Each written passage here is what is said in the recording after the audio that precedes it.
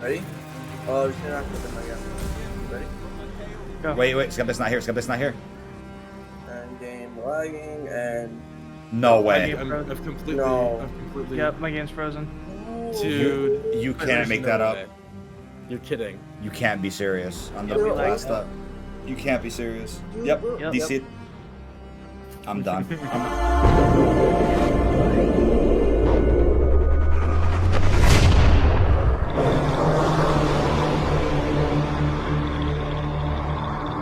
What's going on, everybody? This is dkdynamite, and tonight we're going to be talking about everything you missed on Numa Reborn, some new Easter eggs, and some answers to a lot of your questions about the quest. Definitely stay tuned. But before we jump into that, be sure to hit that subscribe button down below, drop a like, and make sure you have notifications on to stay up to date with everything going on in Cold War 2, Warzone, Modern Warfare 2, Vanguard, and any other future Call of Duty as well. But as I always say, I'm not a fan of rushing content, so if you guys are like, oh, why is this video late? Well, here's the thing, right? Every time a zombies map comes out, here's what happens. People out there post their guides. They call them ultimate guides even though not all the Easter eggs were found. And what typically happens is some steps get explained in those videos, but then like a day or two later, more clarification and easier methods about the steps get revealed by people in the community. And I think in terms of Numa, people out there try to explain certain steps of the quest without actually beating the quest more than once or twice, meaning that we're going to be seeing different RNG and different spawns in some of our games, which I want to clarify here for you guys in this video. I love breaking down things in depth as often as I can, so also don't forget about the timestamps in case you want to skip to certain topics in this video. But starting off with a new Easter egg that got solved earlier this afternoon, the Rampage Inducer, which was confirmed to be returning in Numa by a recent Treyarch blog post, finally got solved by the lad Eric Maynard. Yes, the man himself, who went ahead and figured out that at spawn, you can actually shoot a bunch of lanterns that are out of bounds, and upon doing that, you can then spawn a stone, which will be right here in front of you, allowing you to initiate the Rampage Inducer. Now, voting is also back, so in case you're in a co-op game, you'll click Initiate on the Rampage Inducer, and it'll ask your teammates to vote yes or no on beginning the Rampage. So it is pretty difficult, very similar to how it works in Black Ops Cold War, so wouldn't recommend starting that unless you are prepared or if you are a veteran zombies player, because that's definitely a challenge, but can help you burn through some of the rounds as quickly as you can in case you guys want to get a bunch of money and start your journey on the main Easter egg. Now let's also clarify the side Easter egg to get a free Wunderwaffe. Yes, there is a very well put together quest to get your hands on this classic Wonder weapon. You have to find 3 vacuum tubes and 1 weapon barrel. Keep in mind, the HUD will not show you what parts you've grabbed, but the workbench in the storage hut, which is for the Wunderwaffe, will visually update to reflect the parts that you have grabbed. So all you gotta do is grab the weapon barrel for the Waff on a shelf over in the fishing hut and place it on the green machine just outside of the comm room. At the start of the next round, similar to Zetsubo, a lightning bolt will strike the machine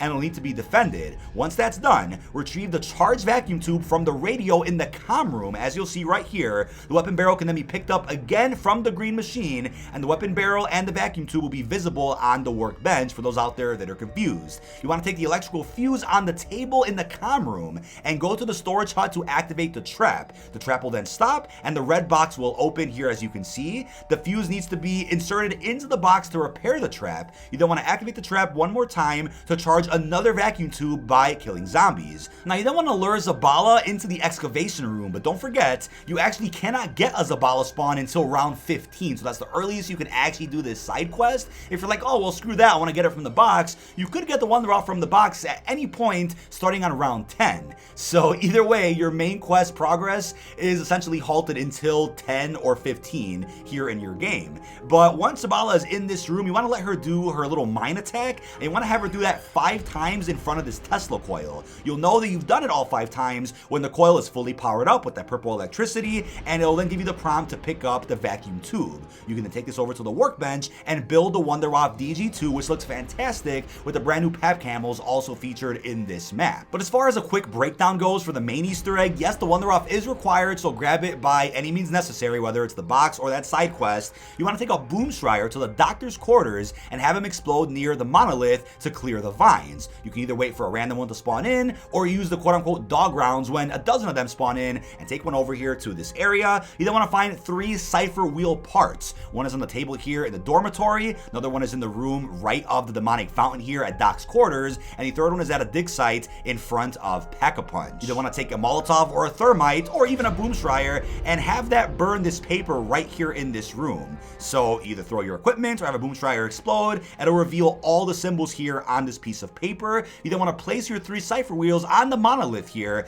and you'll then need to input a code. To find the 3 symbols you need for the code, you have to find 3 different pieces of paper. One is on the table in the excavation room, one is here on the crafting table at the dig site, which is the only new area of the map, by the way, and one is here on the table in the comm room. Each kanji symbol is associated with a symbol here on the cipher wheel, so there is a really well put together cipher solver cheat sheet by the Zombies lore chat, as Cal went ahead and tweeted over on Twitter. Use this if you need to kind of translate what each symbol is and which one goes where here on your cipher wheel. So once you've inputted the 3 symbols in the correct order, you can now interact with the stone here, and if you're on solo, you just interact with it on your own. Be prepared though before you do this. If you're on co-op, you all have to interact with the stones at around the same time so that it can initiate this little lockdown. And what you have to do is relatively simple to explain, but a bit hard to execute. So once you begin this lockdown, you'll see 4 beams of light that are going into the monolith. That represents the amount of time you have left. So once you get down to like 2 beams, you have a little bit of time left. When you're at 1 beam, you have very little time left.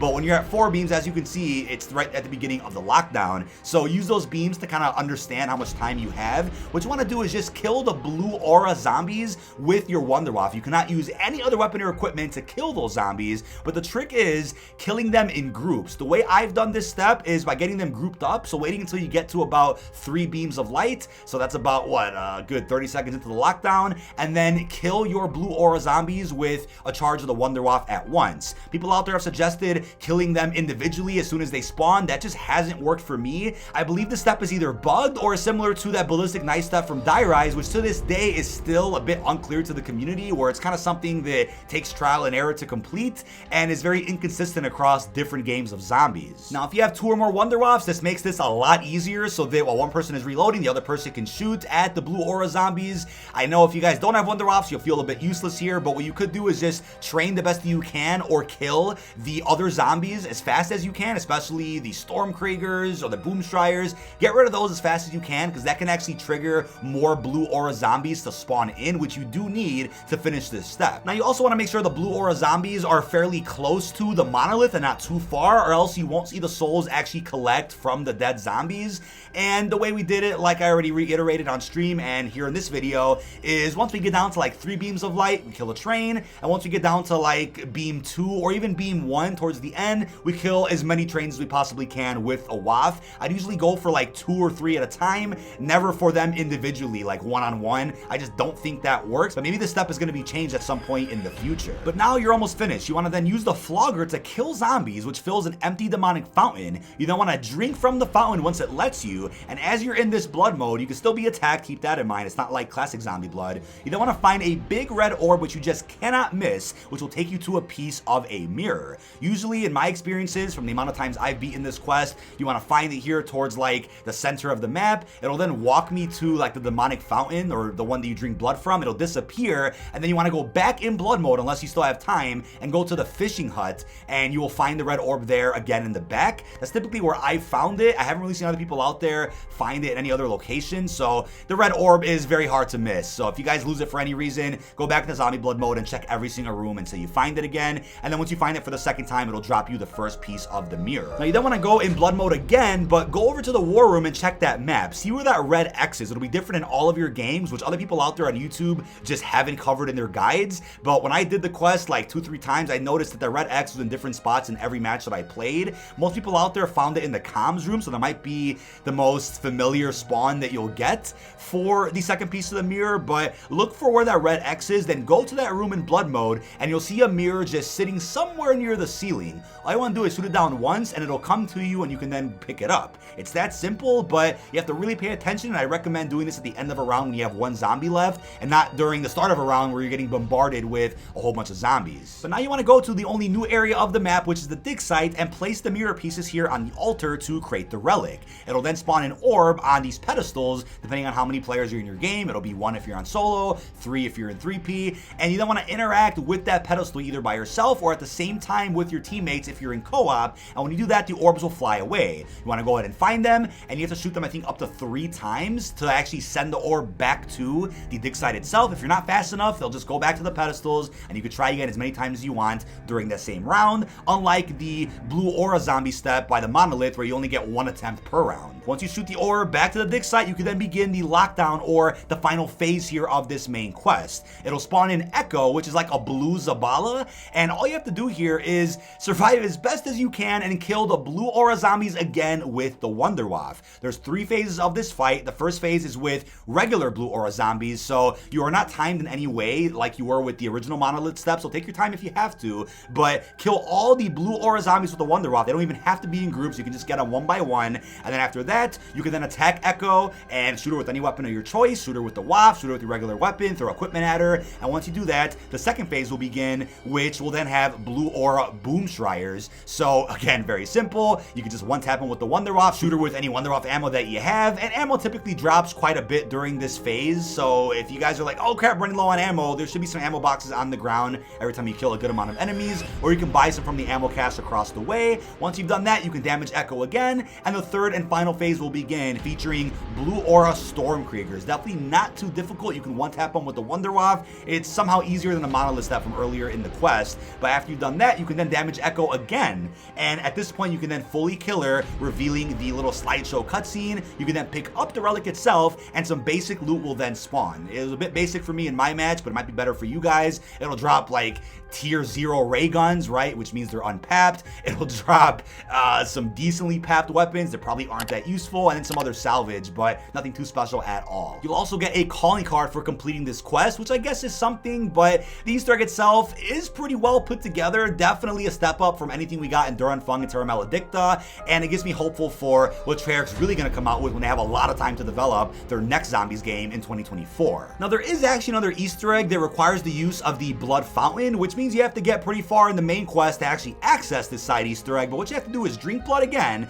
and you can go up to the zip line, and what you want to do is get underneath the zip line after you activate it to pick up a piece of a bunny. So you kind of want to call it, jump down, and kind of go underneath the zip line as it's going to pick it up. You can have a friend call it for you, and you can pick up the part as it comes down, whatever it is you prefer. You then want to drink blood again, and you want to go to the fishing hut to grab the second piece of the bunny, which is right here towards the water. And then what you want to do is go up to a mystery box location, wherever that is on your map, and you want to hit it 3 times. Now, after you've hit it 3 times, you want to go ahead and drink the blood again, since the box is probably about to max out pretty soon.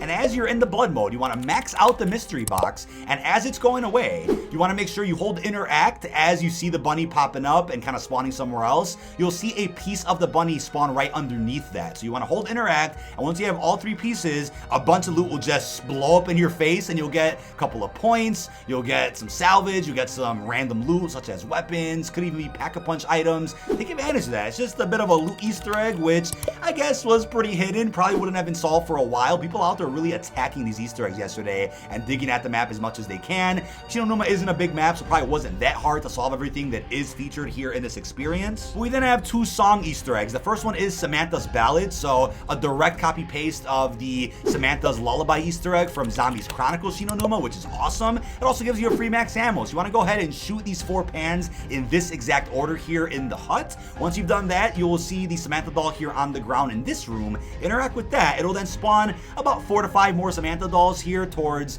the outside area of this section. You want to go up to these dolls and shoot them one by one. As you've done that, the doll will then be on the ground again where you first got it from, and once you interact with that, the song will then begin to play, and a max ammo will also spawn. Last but not least, we have the classic song, The One, an instrumental version that is, that can also be activated here at Numa Reborn. You want to go over to the comms room, and you want to ring the telephone 3 times to begin the song. Now keep in mind, if you do these Easter eggs back to back with the music, the songs will actually overlap each other, which is hilarious, but yes, both can essentially be activated at the very same time. But there you have it with every Easter egg that we know of so far here on Numa. Leave all your thoughts down below in the comment section. This has been dkdynamite. What are your thoughts on all Easter eggs on this map? How are you feeling about the main quest, the actual reward for beating it? And what are your thoughts on the hidden side Easter eggs, which are still getting solved as of right now? If any other Easter eggs get solved, I'll make a separate video about them at some point this weekend. But that is about it. Really hope you've enjoyed, and peace out, everybody.